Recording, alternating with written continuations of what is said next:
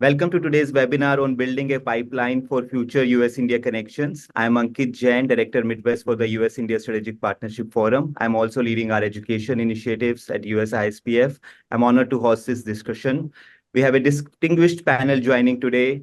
Nishant Pandey, CEO of the American India Foundation, Dr. Corinna, Interim CEO of Atlas Core, and Gaurav Verma, COO of USISPF, joining us from New York. Thank you all for being here.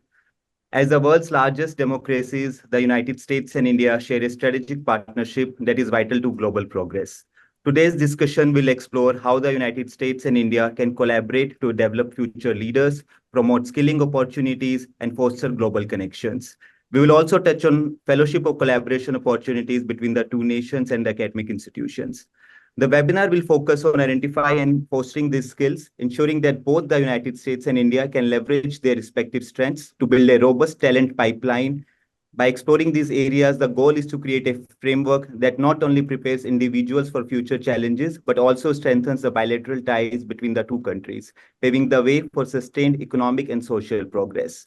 Before we begin, a few housekeeping notes. This conversation is being recorded and will be available on YouTube and on our websites.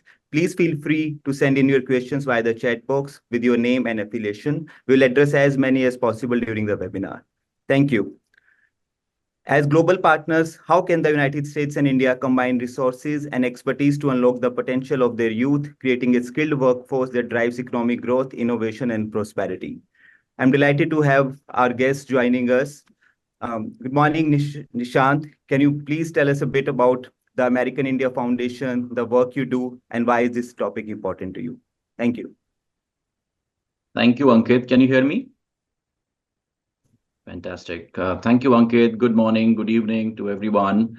Thank you, US-India Friendship Alliance, for convening this panel on this very important topic. And thank you for inviting me. I want to wish all our audiences joining from India a belated Happy Independence Day. I guess it's not too late to wish people. Very, very special occasion. And I guess that makes this conversation timely as well. For those of you who may not be aware of the American India Foundation, the organization that I lead, AIF was set up some 23, 24 years back as a collective philanthropic platform between the two largest democracies. And AIF in all these years has emerged as one of the largest philanthropic organizations in the US-India corridor. Our mission is very simple. Our mission is to empower underprivileged women, children, and youth in India, and do it in a way that it strengthens the partnership, the relationship between the US and India. We do this through high-impact programming on health, education, and livelihoods, the three components of what is called as the multidimensional poverty. But stitching all of this together is a very, very important program, which I think is most relevant here in this conversation, is a program that we have been running since our inception. So it's our longest running program, and it's called Banyan Impact Fellowship Program.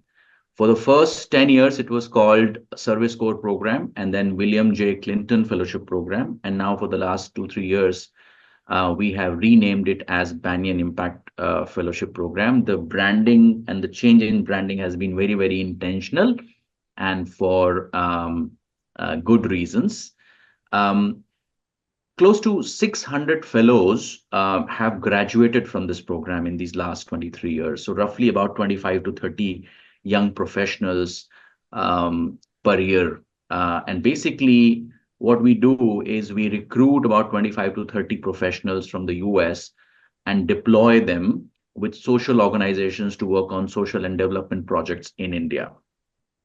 Now, people may ask, why do you need to do this? What is the need for a fellowship program like this? I mean, I don't want to kind of go into too much detail, but we know from our global historical experience that in order to, sustain bilateral ties, it's very important to build people-to-people relationship, besides obviously the government-to-government relationship on security, cooperation and so on, and business-to-business relationship on trade and economy.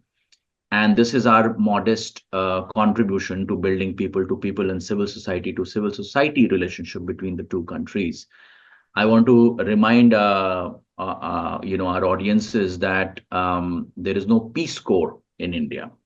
So when AIF was started back in 2001, the very first thing we did was to start a fellowship program, which will provide young professionals from the US to go and volunteer in India. And this is what we have been doing for all these years. The other reason why I think AIF is a relevant player in this conversation is our skilling experience as part of our livelihoods vertical. For the last 15 years, we've been working on skilling of youth in India. We have provided skilling support to more than 250,000 young women and men in India, including 15,000 persons with disabilities for whom we have specialized accessible skilling courses. Obviously, we have done all of this work in partnership with dozens of private sector players. Of course, lots and lots of government partnerships. Just to give you an example, we've just been engaged by Apple as a training partner to provide upskilling and life skills support to their existing partner workforce.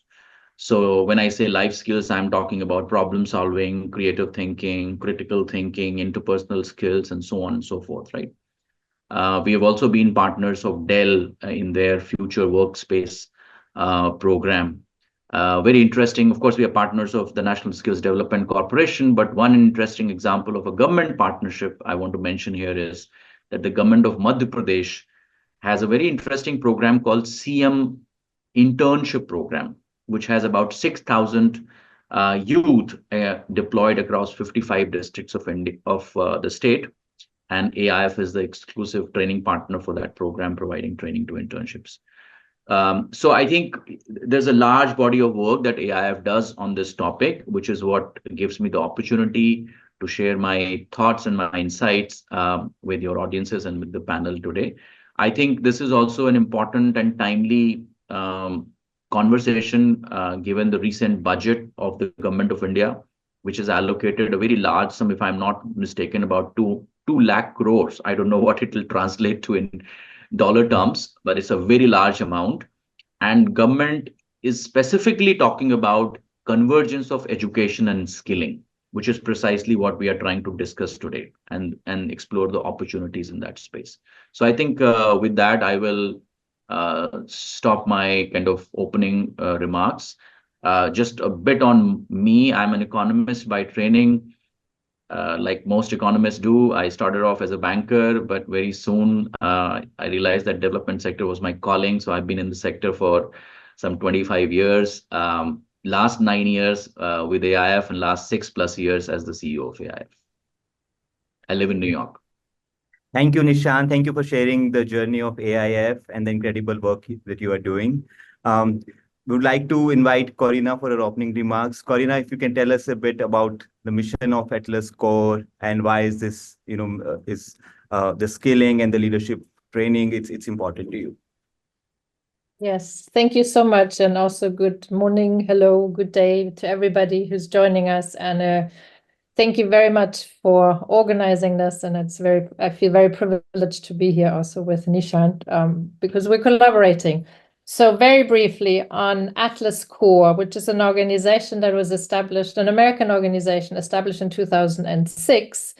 And it's based on responding to the fact that talent is everywhere, but opportunities are not.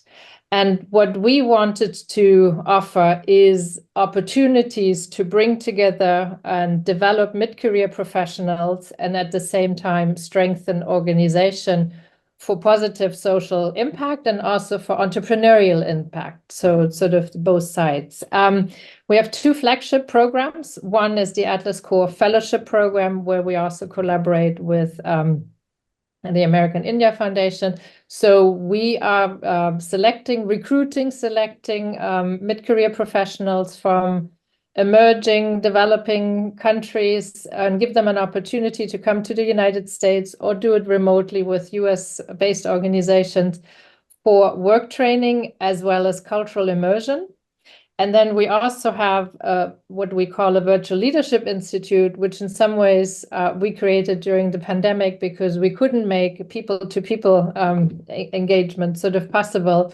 And that is very much about leadership development opportunities where we focus on developing the individual, help that person and develop others, and then also develop movements, campaigns, or organizations. We have a pool of about 2,000 alumni that I really call and treasure as a talent pool, because we try different ways to integrate them back into the work that we're doing as coaches, as peers, but also as local contacts, because we don't want to make this a one-way street, but a two-way street. A little bit just about myself, because I'm actually based in Europe, yet work with an American organization. I have, I've been 20 years in the public policy space, a lot with transatlantic relations, as well as leadership development. And if you allow me, and I hope this will spark a conversation, I find myself, but also Atlas Core at the moment of reflection, because we're really in the moment of trying to reimagine our fellowship program. And that has a lot to do with the global context we are in, whether it's geopolitics, whether it's the models or the nature of work, as well as emerging technologies. And so we speak a lot about sort of how do we define leadership in a global context today? And is it even possible? Because I think we've all operated, and I certainly in my transatlantic space, we have adopted a very transatlantic or almost an Anglo-Saxon leadership style. But I think other regions in the world develop other thinkings about, what leadership is. But then I've also increasingly come to define leadership much more as a journey of growth and learning, and that it's something that can't just be acquired by taking a course or a class. So it's something long-term. And just like Nishant said, the people-to-people relationship is important. And again, this is also something that I really always come back, that the importance of cultural, interpersonal interactions to actually counterbalance the information flow of social media and the news reel that it's sort of constantly around us these days. And then finally, this is also very much about partnerships and networks. So we increasingly, operate in a space where we collaborate across sectors globally and really invite people to come from different perspectives, and so very much a diversity angle that is maybe new, somewhat new. So I'll stop here, but wanted to throw this out as maybe get the conversation going with the panelists as well as our audience who joins us. Thank you. Corinna. Thank you. That was really insightful remarks, and thanks for sharing about the work that you are doing. Now I'd like to request Gaurav to come to share his opening remarks and tell us a bit about the US-India Friendship Alliance and what are the key initiatives that we are looking at. Thanks. Thank you, Ankit, Corinna, Nishant. Thanks so much for joining. I know the timing was tight on this, but I'm so very glad that we are able to do this. So thank you for that. Good morning, good evening, friends. I'm with the US-India Strategic Partnership Forum, based out of New York. As many of you know, we are a not-for-profit headquartered in Washington, D.C. We were formed just about 7+ years back in August 2017.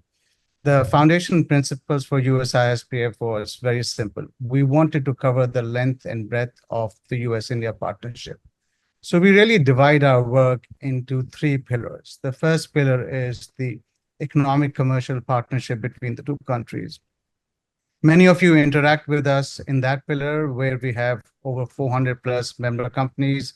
Many of them are US multinationals in India, Indian multinationals here in the US, but about almost 36 Japanese and European corporations are involved with us on the economic and commercial side. Our second pillar is the strategic and security pillar, where we work with both the countries and other like-minded democracies to see how we can come together. Areas on technology cooperation, areas on supply chain resiliency, as well as many other geopolitical initiatives. The last and the most relevant for this conversation is the people to people. In this pillar of ours, we try to work with non-government and non-business entities to get them to come together to strengthen the ties between the two countries. We work with not-for-profits like Atlas and AIF. We work with the Smithsonian in DC, the Metropolitan Museum in New York, and many higher education institutions. We also have a philanthropic arm called the US-India Friendship Alliance, USIFA, which actually came about when the second wave of COVID was ravaging through India.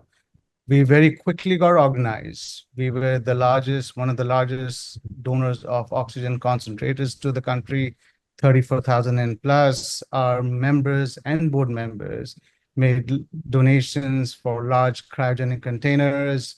We airlifted supplies from other parts of the world. So that was really our first foray on the philanthropic side. It was all about bridging the gap that India was facing during COVID too. Fast forward now, we've been in existence. USIFA has been in existence as an entity for about 4 years now. And over these 4 years, we've actually tried to do our own little bit by donating to causes that we think are not receiving the attention they should. And so we've been, helping remote areas in the country to build primary healthcare centers. We're also funding education and training of tribals in places like Gujarat, in the inner remote parts of Maharashtra. We are funding training of widows in UP and will soon announce another tranche of 5,000 widows in Jammu and Kashmir. So, again, doing a little bit here and there, not our main thing, but this is an area where we would like to do more.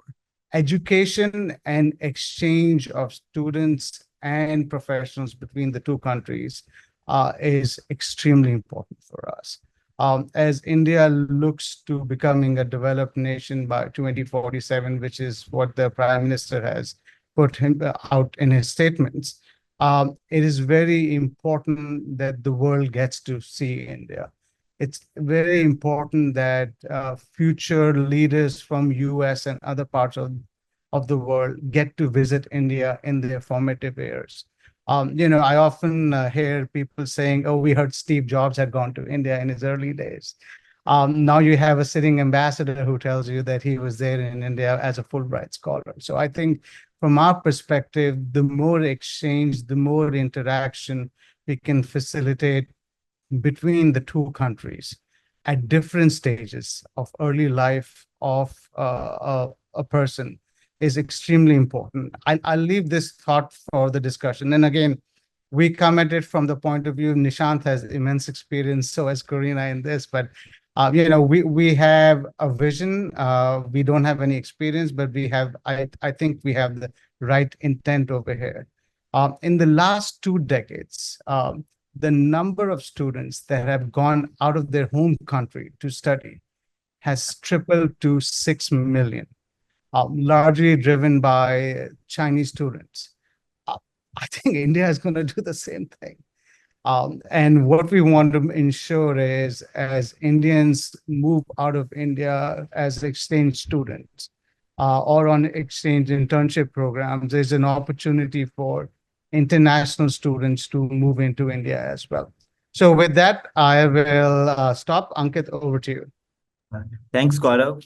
Nishant, I would like to ask you, so what do you think, given your experience and expertise in the matter, what are the most crucial skills that the workforce needs today, the youth needs, considering the evolving, landscape of the nature of work, emerging tech, remote working?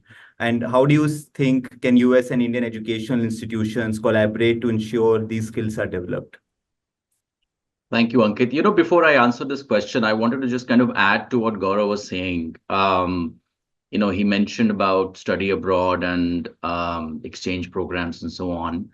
I just wanted to throw a very interesting, fascinating, surprising, at least to me when I came to know about it, statistics. This is obviously based on, I think 2018-19 data. So it's not like very recent, but I doubt whether the picture has changed much. So, as I was saying in my opening remarks, a lot of times people say, why do we need to invest in something like this, right? So, I think unlike in the US, where we have a large, influential, very well educated, increasingly wealthy Indian diaspora, there is no equivalent in India. Obviously, there are lots of Americans working in India, but they don't go there with the intention of settling down. So we don't necessarily call them a diaspora, right? And if you look at the data, some very interesting data that I was, talking about from 2018-19, if you look at the study abroad numbers from across all colleges and universities in the US, the number of students that choose to go to India is less than half the number of students that choose to go to a country like Costa Rica, for example.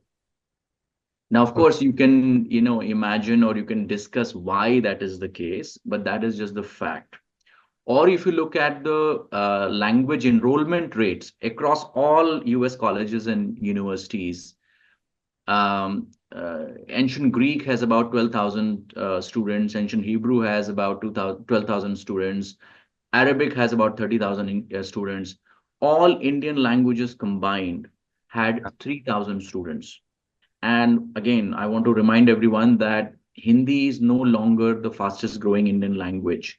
It's Telugu in the US I'm talking about. So this is all Indian languages combined. And it's very safe to, I don't know the numbers, but it's very safe to assume that most of these 3,000 students who are studying Indian languages in US colleges and universities are from Indian families of Indian origin. So when we talk about the people to people and civil society to civil society, cultural exchange and all these things, we are still very much starting at a very kind of starting point, essentially. When you're walking on the streets of New York or San Francisco and you see so many Indians walking around, you may feel, oh, what is the need for investing in these things? But I think I just wanted to share the statistics to kind of convey to everyone that there is a lot of work that needs to be done in terms of, so when people think about people to people exchange, the only thing that they talk about is how many Indian students can we get to come and join the US universities and colleges. But the traffic the other way around is very, very sketchy. So I think that's the need essentially. To answer your questions, of course, skilling is such a broad landscape, and there's so many skills, etc. But I think from the vantage point that we have, I think there are three types of skills. One I have already alluded to, which I see increasingly important, definitely in the context of the workforce in India. One is, of course, life skills. I've already talked about that. And there are lots and lots of anecdotal evidence that we all read about, we all hear about, is that students go to colleges and acquire whatever technical degrees, etc. But when it comes to life skills, it's still very, very poor. Interpersonal skills, critical thinking, problem solving, creative thinking, self-awareness, all these communication skills, and lots of these areas. So life skills is something that is I would say requires a lot of investment and attention. We also believe that given the big challenge that we are all facing in the climate change space and the very strategic positioning that India kind of occupies in the space and the ambitious targets that the government has set in terms of net zero, etc., focused on green skills is very, very important. How do we make sure that we are kind of looking at skilling of the workforce for vocations which will be green in future? So I'm not only talking about the renewable energy space or the EV space, electrical vehicle space, but I'm talking about everything And what does it mean as we green all sectors? What does it mean in terms of skilling of the workforce that is going to be working in that sector? So I think that's very important.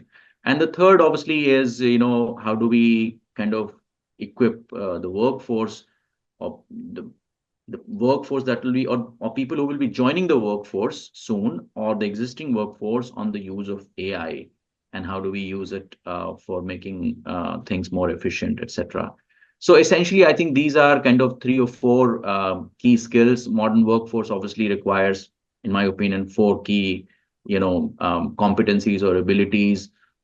Cognitive abilities, digital proficiency, communication and collaboration, and global citizenship, which is basically cultural understanding. Especially when we talk about the US-India space, we are talking about 2 different cultures, 2 different countries. And so understanding of culture and ethical decision making is also something which I would include in the global kind of citizenship space. It's very important to also kind of make sure that there is integration and very kind of interdisciplinary way of looking at education. And increasingly in India, education, skilling, all these spaces are being looked at in a more and more interdisciplinary way. The new education policy that was announced in 2020 drives this thinking in a very strong way, in a very encouraging way. Integration of humanities, sciences, and technologies, and how do we provide more options to students across these broad kind of streams of education. Experiential learning, practical application of knowledge. And the last thing I want to say is lifelong learning mindset. It's not just a 3 month, 6 months course that you do and you become like whatever, right? AI, for example, has developed its own LMS, learning management system, where we have consciously decided that every student that goes through the skilling program of AIF will have lifelong access to our LMS. That's a big commitment that we have made. So basically, you will have lifelong access. You can log in 10 years later, 15 years later, and access whatever courses are there on that LMS forever, because that is very, very important. Skilling and upskilling is a continuous process, as we all know. And therefore, I think the commitment is also required from people who are in the space and providing the infrastructure and access to skilling for the young workforce. All right, thanks, Nishant. And coming back to your earlier remark, I have a data from the Government of India. As of June 2024, over 1.3 million Indian students are studying in various education institutions across the world. We are the #1 in Australia, in Canada, in New Zealand, in France, Germany, UK. And in the United States, we have over 350,000 students enrolled in this academic institution, spending over $10 billion to the local economy. So Ankit, that number has always been very impressive. I think the question is how many American students are studying in India. Yes, that's what I'm coming to. That's what our idea is also behind starting our education vertical. So we are working with several institutions on their collaboration and fellowship opportunities, where the focus will be we're taking the US students, American students to India, exposing them to India. It's soon going to the 3rd largest economy, and telling them, as Gaurav mentioned, giving them an exposure and flavor of India. And there is a lot of interest in this space, and that is what we are trying to do, from our education vertical.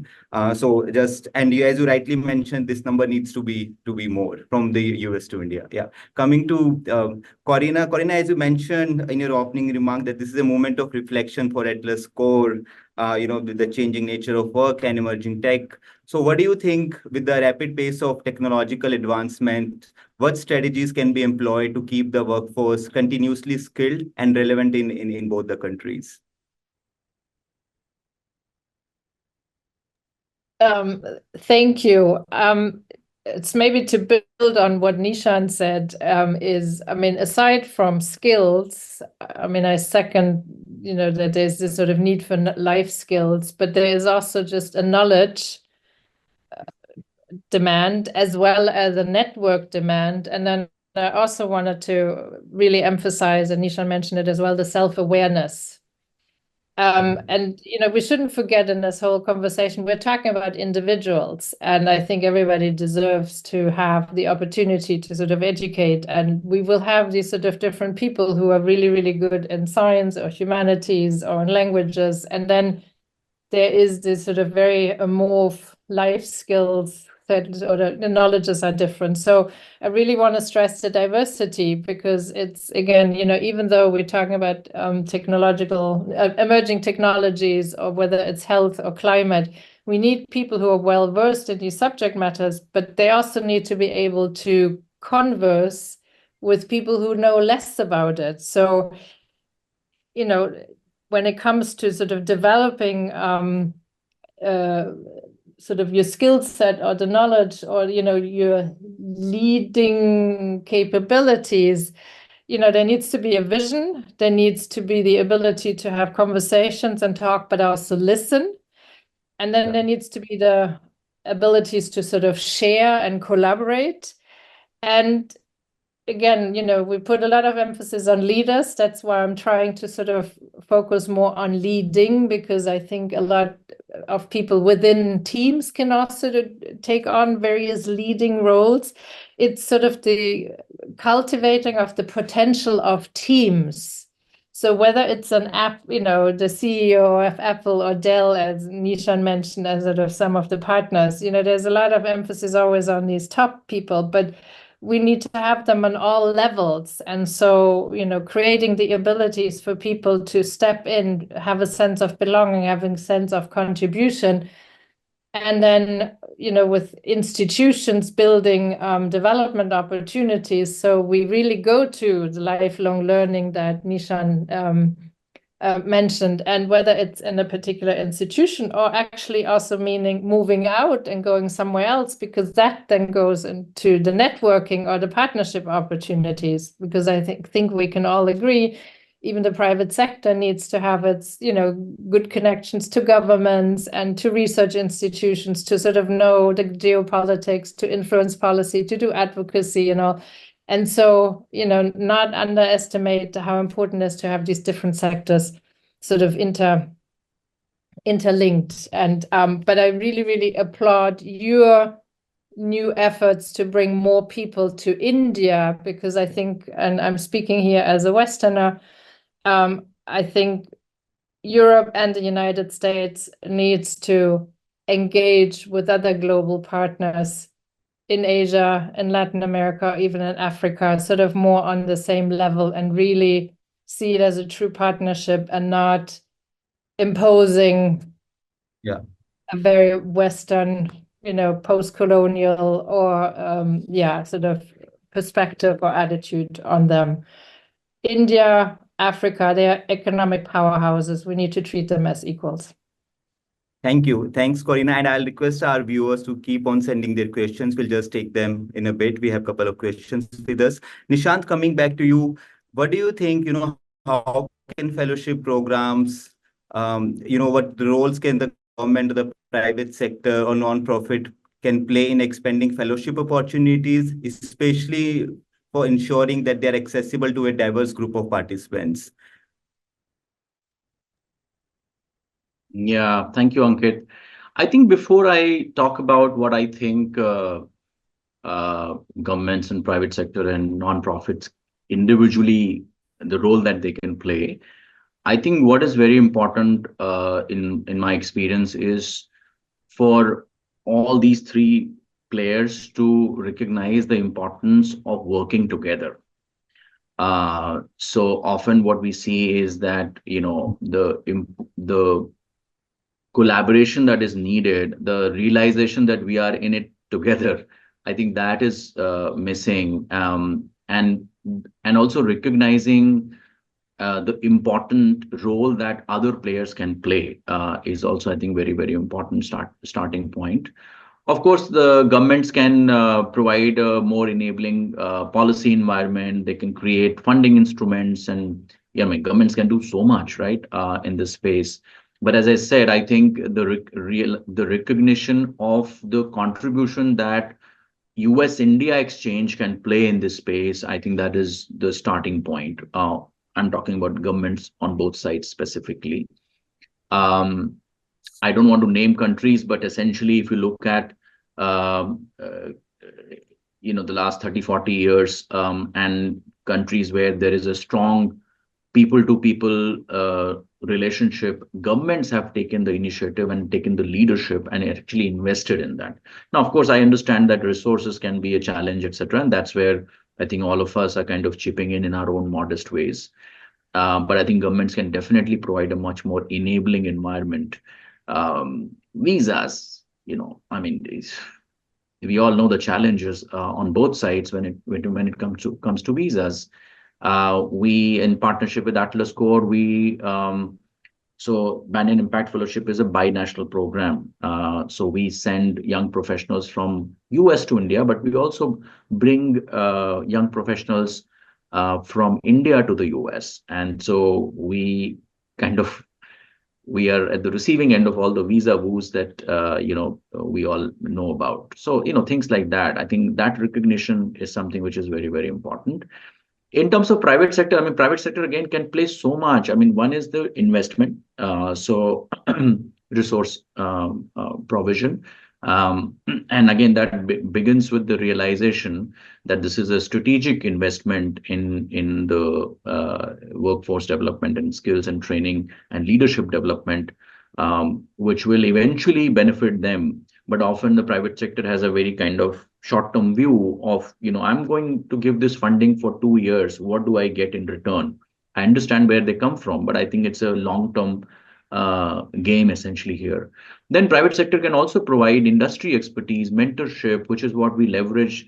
We have a program called Engage to Empower, which is precisely addressed towards the companies to engage to empower, in the sense, give us the skills that you already have, give us the industry expertise that you already have, which our students can really benefit from.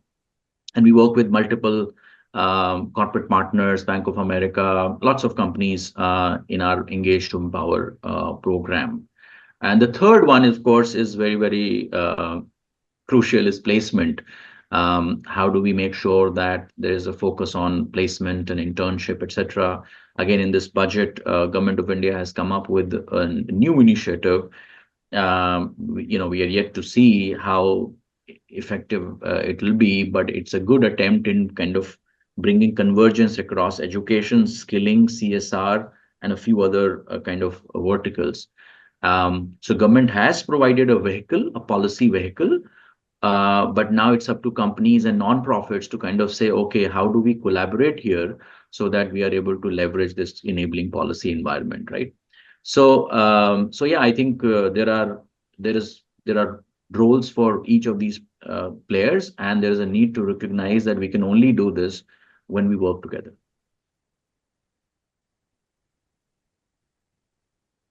Thanks, Nishant. Gaurav, what are your thoughts on this? How can the non-profits, the government, or the private sector can contribute to increase number of fellowships?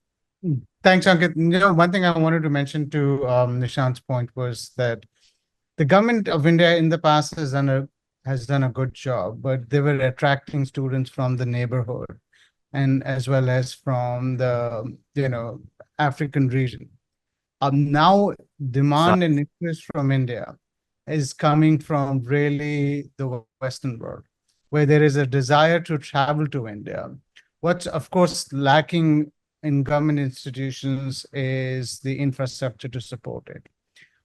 We do see some private sector institutions in India having the facilities where they can now get foreign students from Europe or America to travel to India. So I think that's a positive. But, Nishant alluded on the visa issue. It just baffles me that it's the most basic thing where we should be giving visas, or India should be giving visas in droves. It is not able to do so, and it still remains a challenge. Nishant and Corinna, I know both of you, I have a partnership right now where you're bringing in students from India to the US. Can you talk a little bit more about what you have right now and how people like us and those on the call could really support you?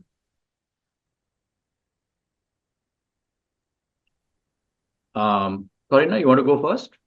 Sure, I can very briefly from the Atlas Core side. So very delighted to collaborate with the America-India Foundation in identifying really top-notch, open, intelligent, smart, skilled Indians who are interested to have a US experience. So we do a very thorough recruitment and vetting process. Atlas Core, as an organization, we take care of the visas, as well as the healthcare and housing and stipends for the fellows who come to the United States, sort of to get work experience and cultural immersion. And we are also the organization who find and work with host organizations on the American side to match them with fellows. So we have the skill sets and the professional experience of these individuals. And then we have organizations, companies that come to us and say, we need somebody for a project. We need somebody from that region. We need somebody with that particular skill set. And then we do the matching. And I really think, we focus a lot on development when we're just talking about individual, but I think, and this goes back to what was said earlier on in terms of, companies also having an interest. By, hosting a fellow, you diversify your teams. And by that, as you're working on products, or projects, you get better results because you have different perspectives. There might be short-term staffing needs, so a fellow can help, and it might lead into some long-term engagement. And then also because you bring people from different regions, if a company or an organization wants to scale up and wants to enter new markets, that could be that person that helps to be that person on the ground as emerging markets are being sort of tested.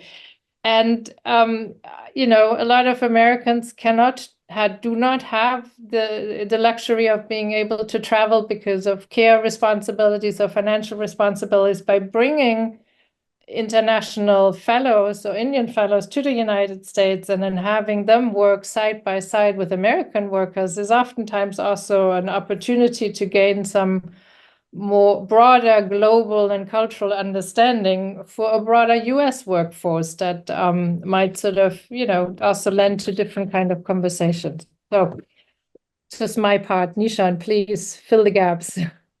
No, thank you, Corinna. This was so. Corinna has already covered what we do and how we do it. Let me kind of quickly cover why we do it in the first place. Why did we start this track, the US track, to start with, and what support we need. So essentially, building on the 20 years of running the fellowship program from US to India, we realized that there is a strong need from a larger perspective, not just from the perspective of development sector, for Indian workforce, especially at the mid-level, to get exposed to more global and international ways of doing things, gain those skills, it doesn't matter which sector or which industry, and then go back to India and kind of apply those skills, apply those competencies that you have learned. It just kind of, again, it just enhances the constituency of people who are exposed to both countries and who are invested in the idea of a strong US-India relationship, irrespective of what they choose to work on, which industry they choose to work on. So we thought, let's kind of expand this program to also include a track from US to India. Now, we are very grateful for the support that we get, financial support that we get from Rural India Supporting Trust, RIST, and from the Krishnan Shah Family Foundation. But funding remains a big constraint. We are able to do only 10 fellows. We started with 5 in the first year, and last year we expanded to 10. The only constraint is funding. So there's a ready-made platform. There is a, what is the phrase? Marriage made in heaven between AIF and Atlas Core, where we bring our capabilities, we complement each other so well. And all we need is funding, which can come from governments and private sector to scale up this program. From 10 we can go to 50. Yeah, I think so. That's one ask that I would like to convey to any companies who may be listening to us at this moment. Thanks, Nishant. We'll take some audience questions now, one each for all of you. I'll request you to keep it short. One question for you, Corinna. This is from Dr. Sameer Shah. What's your opinion regarding necessity of leadership in healthcare, especially who would benefit, India, USA, and rest of the world, ensuring affordable, accessible, and sustainable healthcare using a non-traditional approach? Hey, it's a good question. And we constantly have this debate about, rather than looking for particular skills in these individuals that we engage through these fellowships, whether we also should do thematic focus. And I absolutely agree that public health would be a very, very good subject matter where it would make sense to bring individuals as well as institutions together for exchange, and it could go through the research and analysis as well as again skills building and all of this. The question is precisely what Nishant just mentioned. It's oftentimes funding in the sense you might have some medical companies who are interested for 1 or 2 years, but this needs to be sustained in order to develop the people, engage the institution, and keep it long. So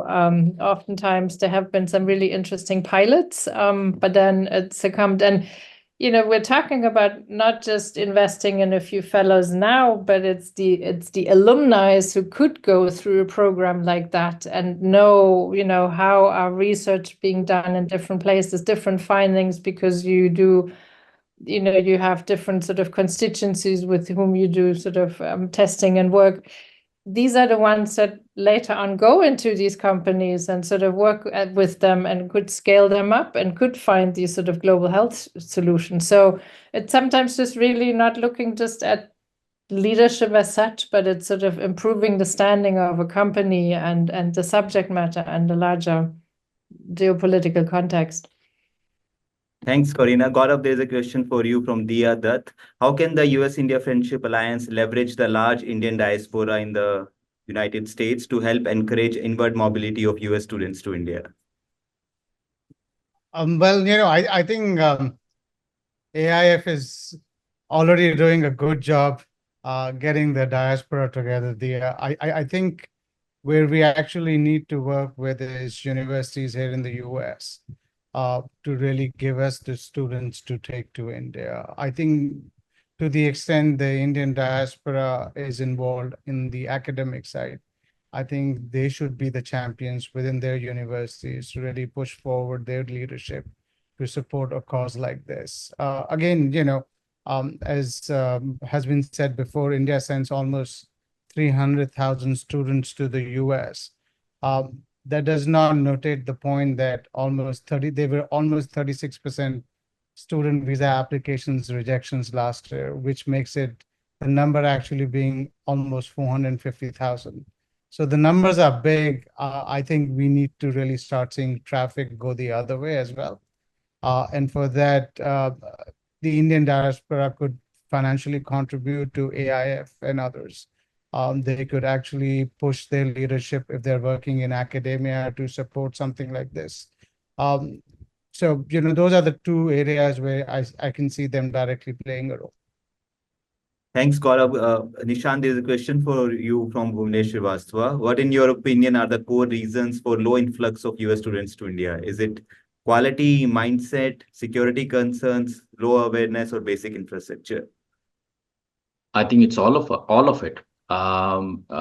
It's all of it. And as I said, I think we can discuss the reasons why people choose to not go to India. But at the same time, I think there is also lack of opportunities, lack of a platform for people to go to India, people who want to go to India. And, if I look at the fellowship experience that we have had, I mean, we have acceptance rate, which is lower than, the best IITs in India. So we get thousands of applications for our fellowship program, and we can only offer fellowship to about 25 to 30 people because of funding constraints, right? So yes, I think it's not that millions and millions of Americans are kind of queuing up to go to India because of all the constraints that you talked about. But at the same time, there are lots of people, and I'm not talking about Americans of Indian origin. I want to make that very clear. When you look at the cohort, and all of this information is available on our website, aif.org, we're very, very conscious about diversity of our cohort, geographical diversity, cultural diversity. I'm talking about within the US, sexual diversity, all kinds of, parameters that you can look at. So right now, actually, there are a lot of people who want to go to India, who want to experience India, and who want to come back with a fondness for India and what India stands for, and then become lifelong champions and ambassadors for India in the United States. But what we don't have is really funding to scale up this incredible platform that we have created in the last 23 years. All right. Thanks, Nishant. We will now wrap up our conversation. Corinna, you raised your hand. You want to comment on that? Yeah, I just briefly wanted to chime in. Oftentimes when we talk about fellowships or exchanges, we tend to focus on sort of students, whether high school or universities. I think we're missing out on some opportunities with people who, start to have their first work experience, because they're fresh out of university, they are desperately looking for work experience. They don't have yet families to take care of. So they're, agile, open, curious, and mobile. And I think this is sort of a group, we should focus more on. I mean, in the development field, often we talk a lot about the need for people to have field experience before they go back into sort of headquarters of international NGOs. And I think this is also where the Indian diaspora could come in terms of the places where they work, sort of, look out for suitable colleagues, younger colleagues who, are worth to be supported by the companies to go into regions and countries like India to have that global work experience, because they could be better contributors back home. Thanks, Corinna. So I'll just, Nishant, if you can give the closing remark very briefly, what are the next steps and the priorities, what the viewers who are watching can support you, and the immediate priorities very briefly. Yeah, I don't know, Ankit, if I'm qualified to kind of sum up the whole thing. But I think what we heard is that there is a recognition that there is a need to invest in skilling and training and leadership development. There is also a big opportunity, especially in the US-India corridor. There are some existing initiatives and platforms that have been there for so many years. But what really I think is lacking is a collaborative, cooperative approach where people come together and form partnerships and kind of do more of this. Obviously, some of these areas in this big space in the US-India corridor are kind of better funded than others, and we need to look at where the funding gaps are and engage more people. I think the question on diaspora engagement is very, very important. The two donors that I mentioned are both from an Indian diaspora, and we are very grateful for the incredible support that we get from them. And they kind of understand the strategic importance of investing in the US-India partnerships beyond what the private sector and what the two governments are kind of trying to do. And I think, I think that is how I will kind of sum it up. I want to thank you, Ankit and Gaurav, and the entire USISPF team and US-India Friendship Alliance team for organizing this and for inviting me to share my thoughts. Thanks, Nishant. Corinna, quickly, your closing remarks. Very briefly, a big thank you to all for your questions and for organizing this. And I think I can speak in the name of both Nishant and myself. Our organizations doors stay open for further conversation about the collaborations. And I have already some ideas, and I look forward to continuing this partnership. Thank you. Gaurav? Well, we only started dreaming about this, so I think there's a lot more to come. And Corinna, Nishant, thank you for everything you already do, and for your partnership to US India Friendship Alliance, as well as the US India Strategic Partnership Forum. I look forward to doing more together over here. I think there is strength in numbers and like-minded partners. So thank you once again. And Ankit, thank you for leading this conversation. Thank you so much, everyone. As Nishant mentioned, this is a marriage made in heaven. Atlas and AIF, I would encourage all our viewers to go through their work and their website and support them in whichever capacity you can. And as Corinna mentioned, talent is everywhere, opportunities are not. So on that note, I would like to thank all of you, Nishant, Corinna, Gaurav, and all our viewers. Thank you. Forward to doing more sessions in future. Thank you so much. Thank you.